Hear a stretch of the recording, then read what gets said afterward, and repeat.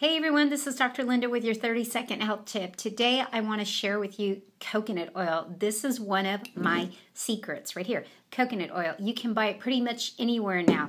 Costco has it. Probably Target has it by now.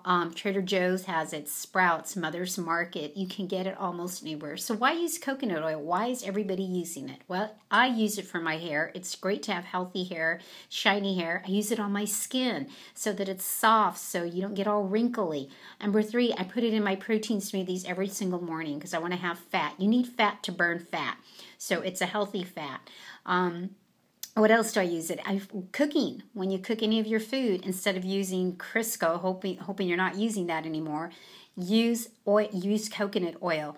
Women, mascara, you can use that as a natural ways to remove mascara as well.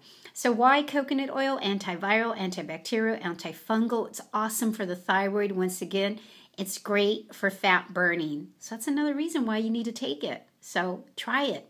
This is Dr. Linda with your 30-second health tip. Until next time.